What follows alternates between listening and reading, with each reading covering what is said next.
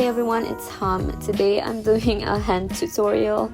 It doesn't seem like it because I've drawn some questionable hands in the past, but I actually do have a method that has worked over the years of just drawing them, and I want to share that to you guys. So let's just get into it. My very first thing that I want to talk about is just a hand in its most basic form. I started off by drawing the palm as this square-ish shape that tapers down when it gets closer to the wrist.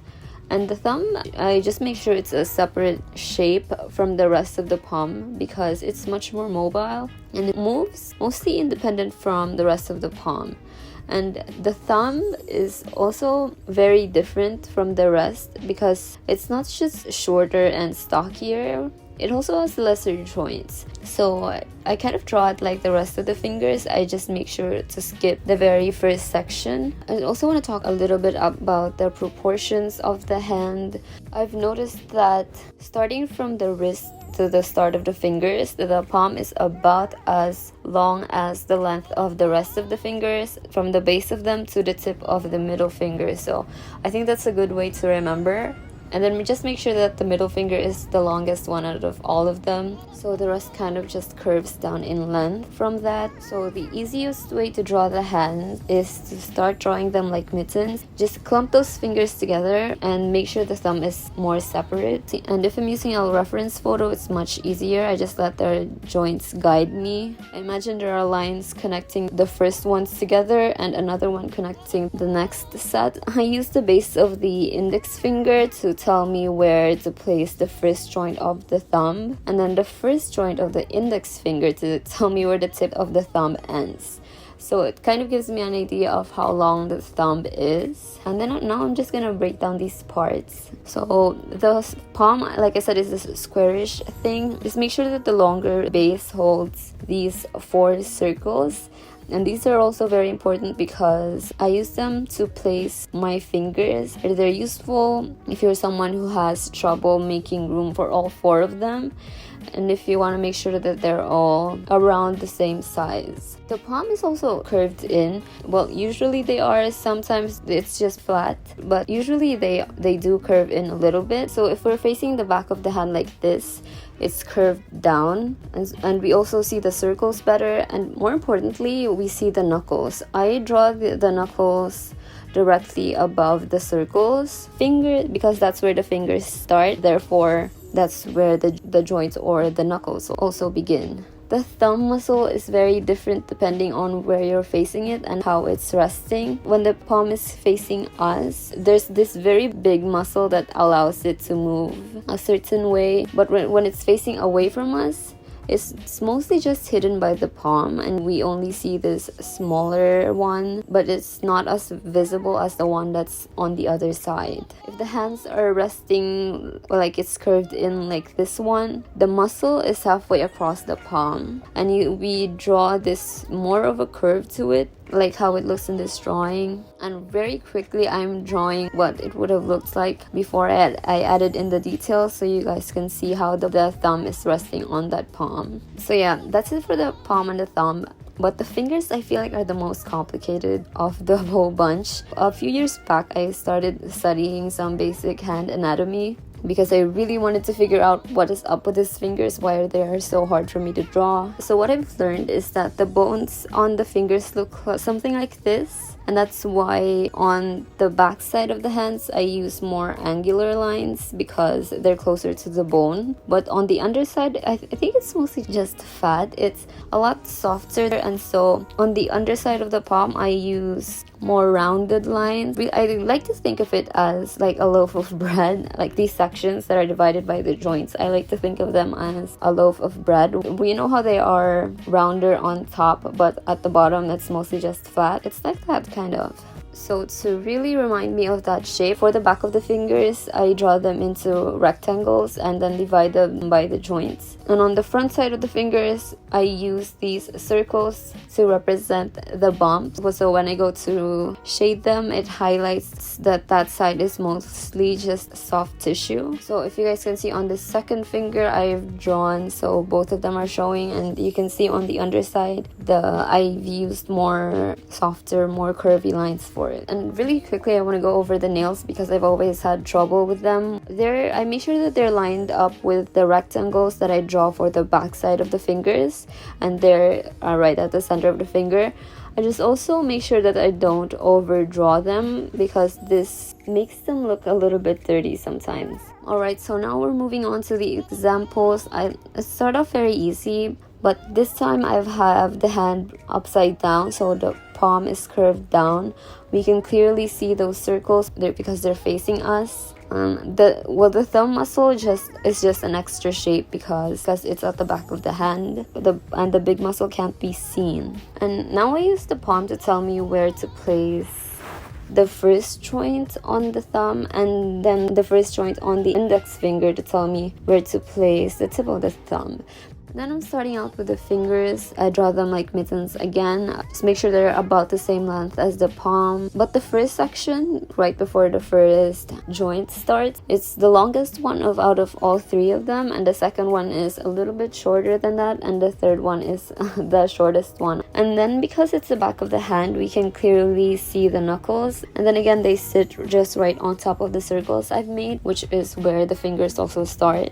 Now I'm placing the joints right on where the lines go, and then I'm letting those joints that I put down guide me in where I need to put the rest of the fingers, because then I just need to connect them. And again, I'm using much stiffer lines because we're looking at the back of the hand. It would be a different story if we were facing the front. So now I'm using my pencil to tell me where the rectangles are for the back of the fingers. Usually they twist and turn, especially the pinky. So this will help me figure out where the finger is pointing at and whether we're looking at it from the side or not. Initially, I used my colored pencils to shade it in, but then I just went ahead with my highlighters because it saved time. And this time you can also see exactly where I've placed my lines at. So I think that's a good idea that I made the switch.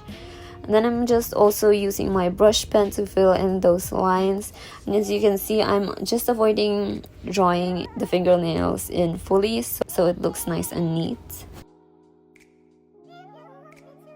I'm now doing a different example. I'm using another photo. This time the hand is facing up with the front side of the palm facing us too. So the muscle for the thumb here is clearly visible because it sits on the palm. And again with the mitten fingers, and now I'm doing the lines that connect the joints together. And I'm using the joints on the index finger to help me figure out the length of the thumb.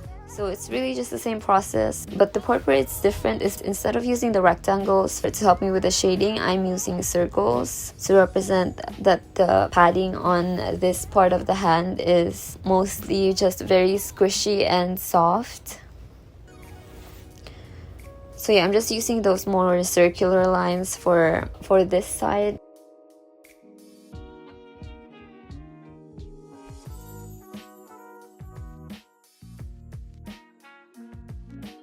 Now for shading on this one, I'm shading on the inner part of the palm too because it's curved in that way, and I really want the shading to make it clear that that's where it's curved at. And as I'm going over to the fingers, I'm shading around the circles and not shading them in, so it really highlights their shape and makes them look nice and soft.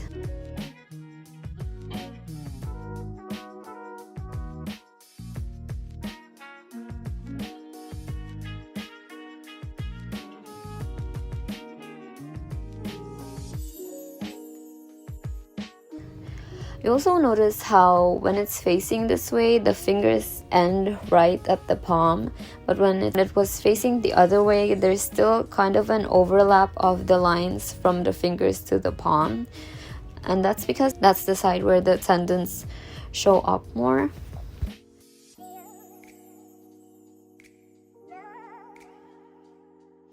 Alright, so this other one, it starts off the same way with the palm and this different shape for the thumb and then the mitten hands.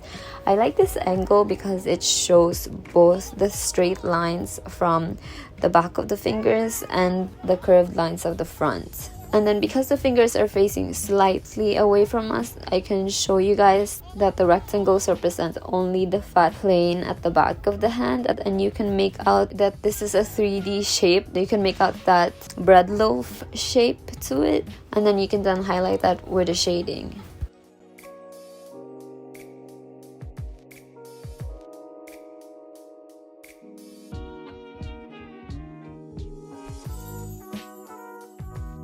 I'm still using my highlighter, and this time I'm letting it go over to where the tendons are at the back.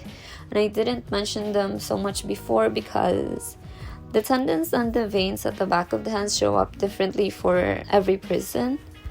So when you're drawing from a reference photo, just make sure how that person's hands are, draw them like how they're showing.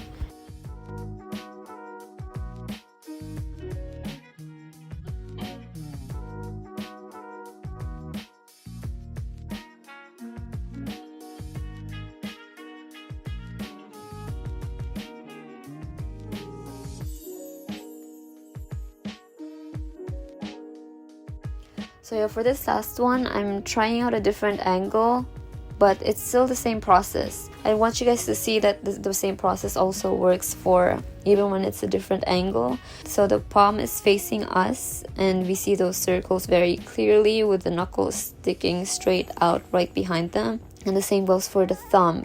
This time the fingers don't look like they're mittens, but it's still the same concept where you imagine that there's a line connecting them. This time also there's lots of shapes that are foreshortened. So on the first one, the first two sections of the finger look significantly shorter. And on the second one, you don't see them at all. You only see the top section with the nail on it. This third one, only the first section is hiding. So you mostly just see the rest of it except for the first one. And on this last finger, it's bent straight out, so even though it's the pinky finger, it still looks like it's the longest one out of all of them because it's the only finger that's showing all of the sections together. And then I just used my highlighter and brush pen to finish it all off. And that's it for the video. I really hope this helped you guys in any way at all because it was really fun for me to do.